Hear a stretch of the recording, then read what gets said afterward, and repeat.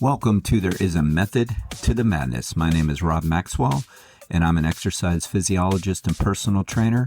I am the owner of Maxwell's fitness programs, and I've been in business since 1994. The purpose of this podcast is to get to the real deal of what really works, and most importantly, why things work. Hence the name, There Is a Method to the Madness. Before I get to today's show, I want to thank Jonathan and Lynn Gilden of the Gilden Group at Realty Pros.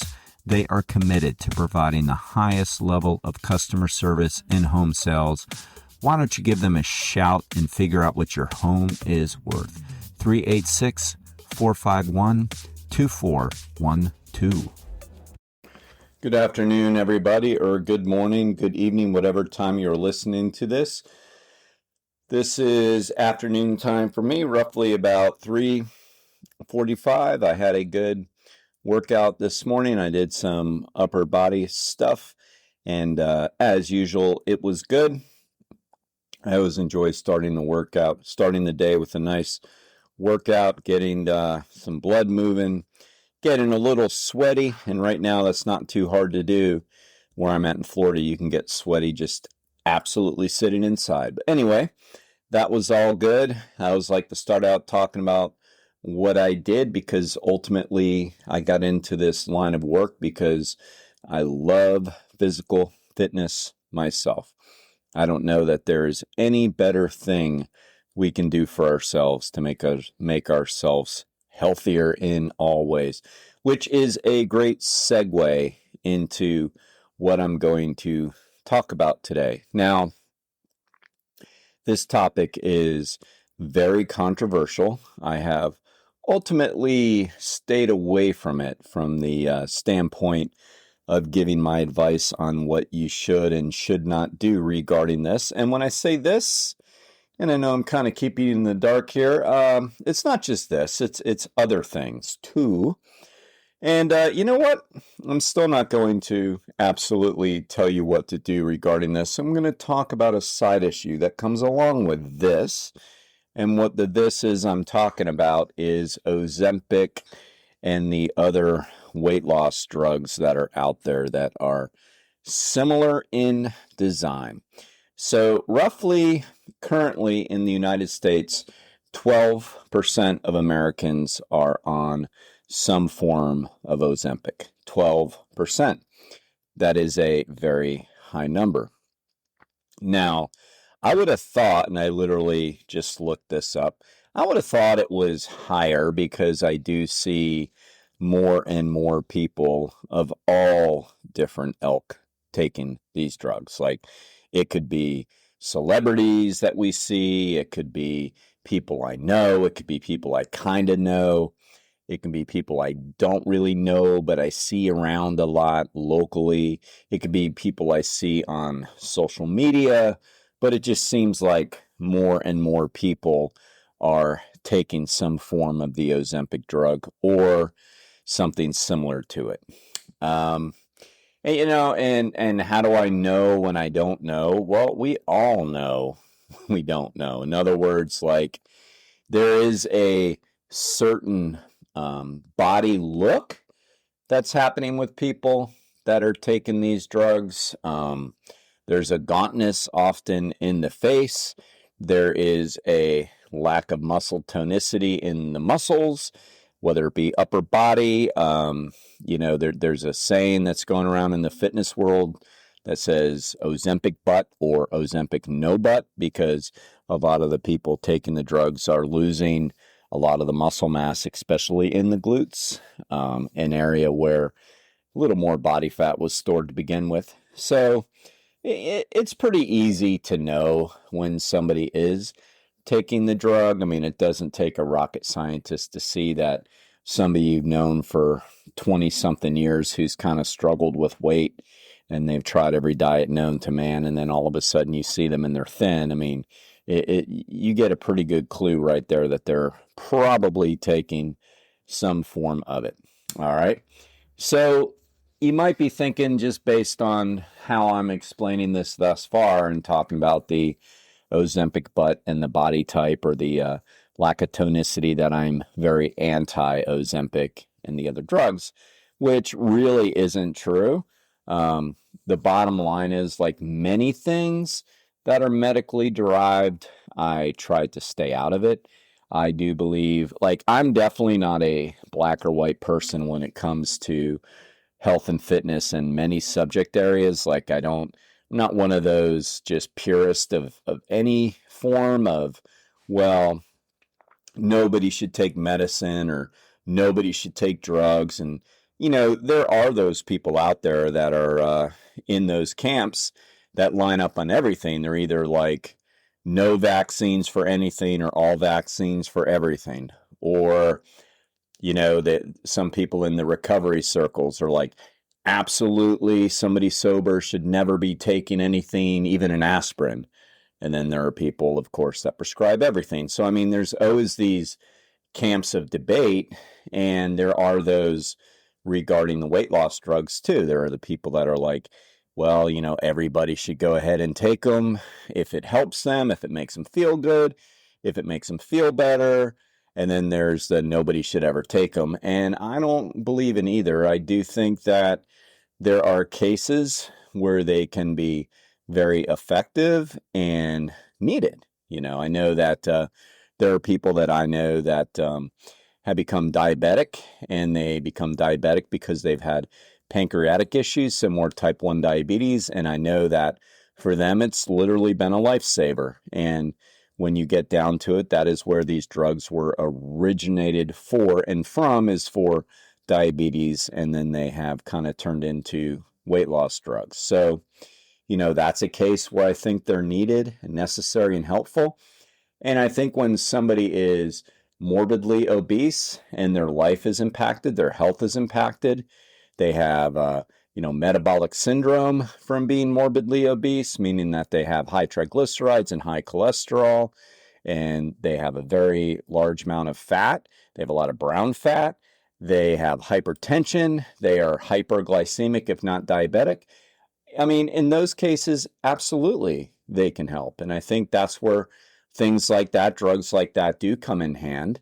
Do I think the person that's been maybe 15 or 20 pounds overweight, for them over the last, 10 years should take it? No, probably not. I think that's definitely taking a shortcut. But again, that is my opinion on that, which again, I'm going to mostly stay away from on that. But so in other words, regarding my overall opinion on these, I'm kind of in the middle. That I'm going to leave that there. I'm in the middle. If it's medically necessary, and your primary care physician believes that it's medically necessary, then I think they are advantageous. It's going to be advantageous for you. I think that if it's not medically necessary and you're looking more cosmetically and you haven't tried other means to do it, then no, I don't believe that is probably the best solution you should take. So I'm in the middle on it. But what I really do want to focus on today is maybe the bigger picture on this. And if you listen to the podcast, or if you don't, by the end of this, you'll know my opinion on this. I'm going to go back and kind of like rant a little bit about the evils of social media when it comes to this stuff. This is where I have a pretty strong opinion on this. And earlier in the introduction, I said it wasn't just this, because it's not. It's other legal drugs and supplements that people are taking, and nowadays just prescribed. I mean, you don't even really have to say illegal supplements. I mean, about 30 years ago, I can remember there being a massive steroid bust in my hometown of New Smyrna Beach. It was a big time bust because steroids were just running through everywhere. Illegally, black market. They were just everywhere. I mean, they were literally in the high schools. They were on the weightlifting teams. They were on the streets, meaning guys just wanted to get bigger. They were in the jails. I mean, they were everywhere. Now it really doesn't have to be like that, because you can just go to a physician and have a little bit of a low testosterone score, and you can get it then, whether you are male or female. So now it's not even illegal. And again, I'm not going to box myself in and be black and white on this issue either, because once again, it's going to be the same thing. I think there are some that it's medically necessary for them, whether it be for their sex drive and those types of things, or obesity, even if it really is medically low, and for some of the hormonal balances with women as well, if it's really thought to be helpful for your health by your primary care physician, that's great. If it's just a little bit low and you know that you can get some fat burning boost and some performance enhancing boost by upping your testosterone, then, I don't know. I mean, I don't believe there are any free lunches. I will say that. I do think that with everything that we do and take, whether it is good or bad, which really we really can't judge, there are side effects, and there's just no way around that. There's absolutely side effects to even the best of things. So that is definitely going to be the case. So when I talk about this, it's not just the Ozempic and the other weight loss drugs. It's also a lot of the hormones that people are legally and prescribed getting on. So let me get to the point here of what I am going to be opinionated about. If you are choosing to do any of these things for your health or for your vanity, either one, I 100% believe that is your business, and you're right. Absolutely. Of course it is. But I do think it is your responsibility to be honest. What I see is way too many posts on social media of people who are and some that who are not. I would say more that who are not, but some that are in the fitness industry, posting how good they look and talking about what they're doing, and it rarely is what they're rarely doing. And I think that's a big problem. I do think we have a responsibility when it comes to this. Someone might say, well, I'm not a doctor. Legally, I don't have to tell people that I'm taking a certain drug or supplement. No, you're right, you don't. But I do think with anything, there's a responsibility. And you really owe that to yourself, too, when you get down to it, because I'm a big believer in there's no free lunches. And people are going to talk about it because that's what people do. I mean, the bottom line is if you're doing something like that or anything else and you're seeing great results and you're happy with yourself and you're happy with what you're doing, and you also kind of feel like it's nobody's business and nobody should talk about it, well, then don't post it.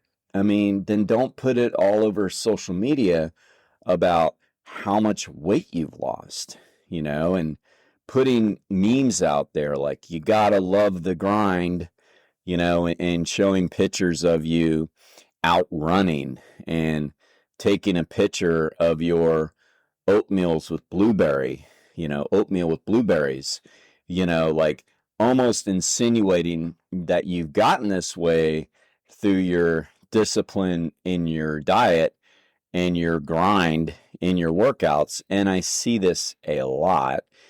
And I happen to know the people, like when they're doing it. Like there are some that, yeah, I'm not sure, but I have a good idea. And then there are some that I absolutely know are doing it because they told me.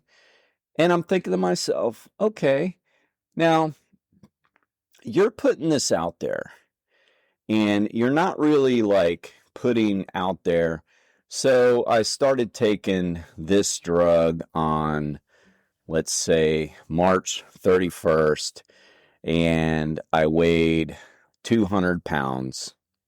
I've been taking this much of the same drug ever since. I'm now 165 pounds. This is my before picture. This is my after picture. And yes, I've been doing some exercise. And yes, I've been trying to watch what I eat. But they're not doing that. Like, it's just, everybody knows, but the reality is they're only showing part of it. Now, two things happen with that. Number one, let's say people don't know. Let's just say people are like, oh, wow, man, You've been posting your running miles now every month, and you're up to like 50 miles a month. Like, you are, between your walks, your jogs, and your runs, you're doing 50 miles a month. And if you're not on social media, if you don't follow people like that or whatever, you may not know what I'm talking about, but it's a very common thing for people to kind of either show their miles from their smartwatches or tell people about their miles. So that's a common thing. And, the same folks might again show some healthy meal. Oftentimes they might be showing their brand of protein drink afterwards or something. And so the person who doesn't know is going to think to themselves, wow, man, they've really turned over a new leaf, and this is great, and this is something I should do. And then they ask more questions, or they just start trying to replicate. Now, you should never, I was going to say, me, but maybe you don't. So if you listen to the show a lot, you know what I'm probably going to say. You really shouldn't replicate what you see anybody do on social media anyway. So, but let's just say people don't get that message and they do. So you are really sending a bad example about that. You are really setting a bad example because you are giving false information, and people out there are going to do it, and then it's not going to work. And what are they going to do? They're going to blame their running. They're going to blame their nutrition that they thought they were getting squared away. In reality, you kind of had like your own little version of a cheat code in your back pocket, and you weren't telling people. So I don't think that's cool. I don't think that's the right responsibility. So that's one thing that's going to happen if you're only given a piece of the puzzle out there and you're leaving other stuff, if you're holding your cards under the table. The second thing that's going to happen is people are going to know. They're going to know, and they're going to talk about it. They're going to be, oh, so-and-so is doing this, and they're out there pretending they're doing this all the time, but I heard from so-and-so they're doing this. And like I said, people talk.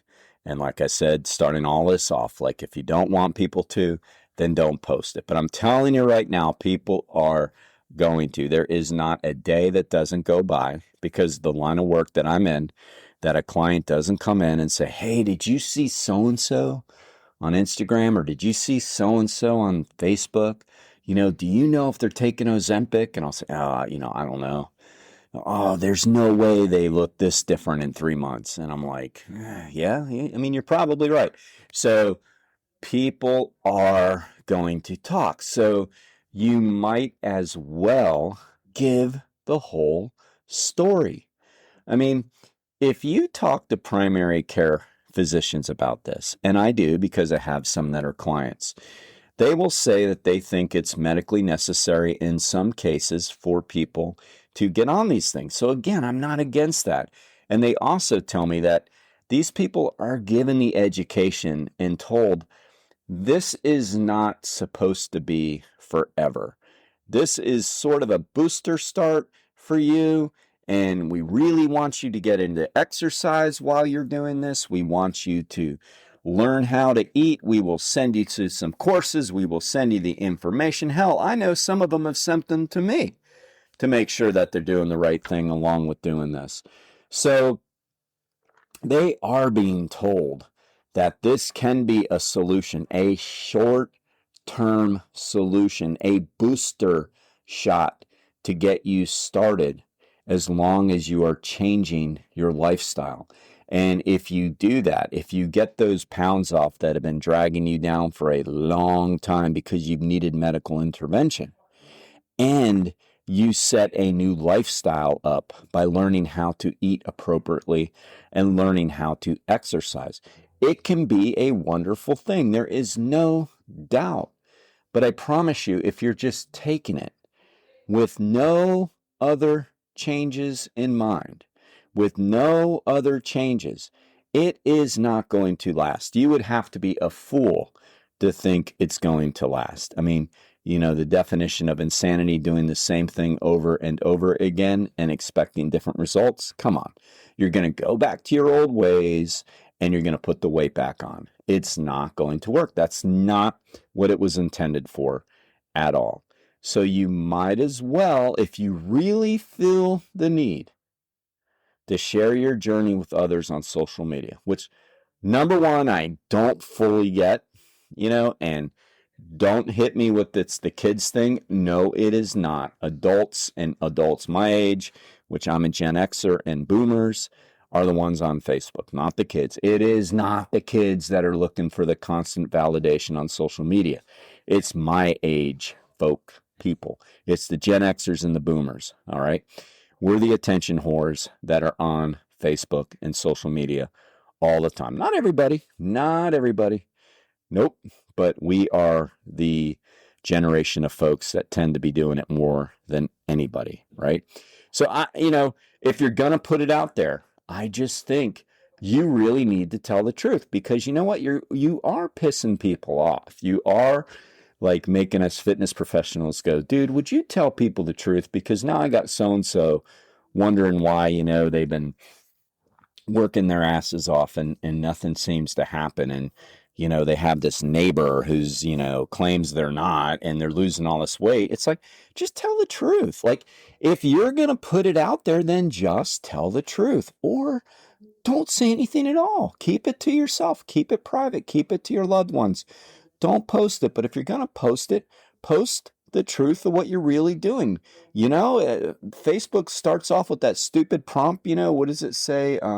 What's on your mind? I mean, can you be more narcissistic? Like the whole world really needs to know what's on your mind, So it starts out that way. So if you really want to use that tool, well, what's on my mind? I thought I would tell you about my weight loss journey. I started taking Ozempic and whatever. I started exercising. This has been my progress. I thought I'd keep everybody up to date. Great. I think that's a responsible, ethical, moral way to handle it right there.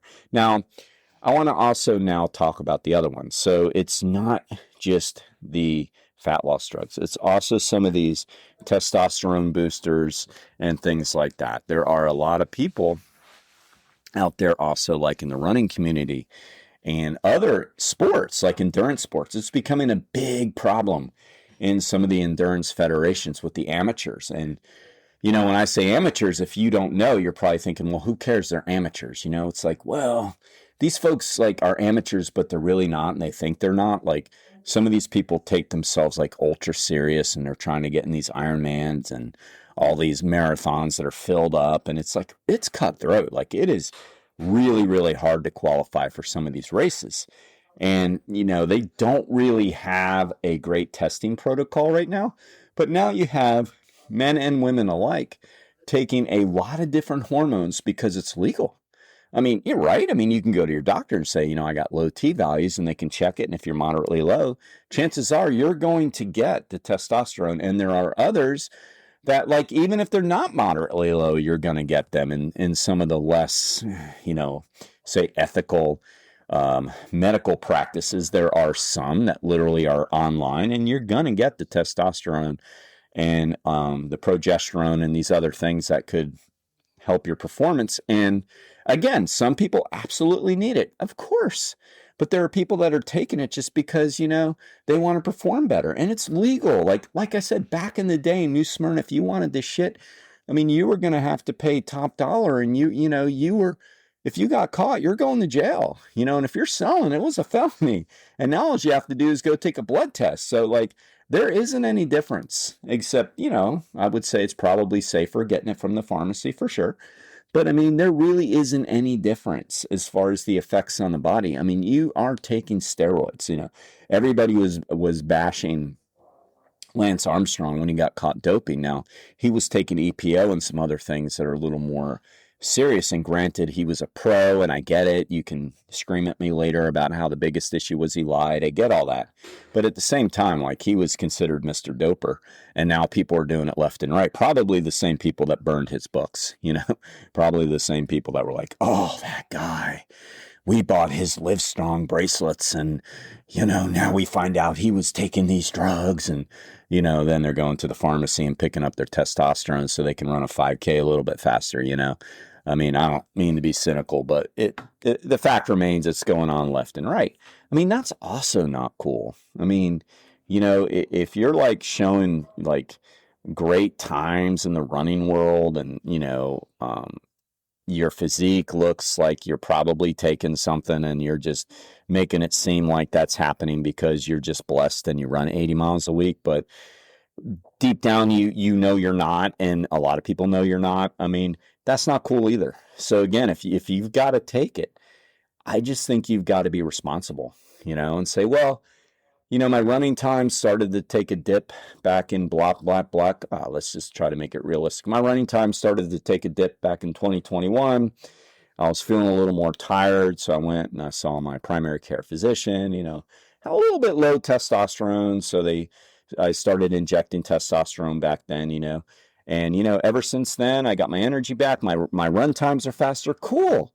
You are being 100% above board on it. You are telling the truth, and you are being at least the best role model you can be for that. You're not like hiding information. So I'll just wrap this up by saying, ultimately what you do, what you think is best for your health is your business. Absolutely. But I believe 100% that you owe it. You need to be a responsible person, and there's no police out there that's going to tell you that this is what you need to do. But I do think you owe it to people, to be honest, if you are going to post these things. And when I say nobody's going to police you, I mean, they're not, but they are. I mean, nobody gets away with that for free. I'm just telling you right now, and everybody knows what I'm talking about. You're going to go, oh, that's true. I mean, you're not fooling people. So you might as well just come out and tell people. I mean, the even better bet, in my humble opinion, which doesn't sound too humble right now, I understand, is don't post it. I mean, ultimately, keep your weight loss journey to yourself. If you feel like there's something to hide, then keep it to yourself and enjoy it and live with it and talk to your family about it and make your choices with your primary care physician. But if you are going to go public with it and you're running and you're taking a boost of whatever kind to improve your running, I believe 100% that you need to be honest with people and set the right example. All right. Now, you might hear this and not follow the show anymore. If it's you, that's okay. But for everybody else, please share it, because maybe you just need to understand that not everybody out there is doing what you thought they were. I mean, maybe that's your wake-up call to go, oh, wow, I didn't even think of that. Maybe my neighbor is doing that. So, again, whatever you do, but keep it private or keep it honest. All right. Thank you, everybody, for listening to today's show. I really appreciate it. I want to remind you to please hit automatic download. It really helps me and it helps the show. And now I'd like to thank Overhead Door of Daytona Beach, the area's premier garage door company. They have the best product and the best service. I personally vouch for Jeff and Zach Hawk, the owners. They are great. They're going to get you exactly what you need. So if you have any garage door needs, give them a shout at 386-222-3165. And now I'm very excited to add another sponsor. ProCharge Liquid Protein Enhancer has joined the team. And let me tell you, they are a great product. I pop one after a workout. Each container has 40 grams of protein, so that's 2 servings. I take 20 grams after I work out. What's really cool about them is it's portable. You can throw them in your suitcase. You don't have to worry about mixing powders and making a mess. At least that's an issue I've had with some of the protein powders through the years. And you know what? They taste really, really good. So you can check them out on my website, fittothemax.net, or you can go right to them at prochargeprotein.com.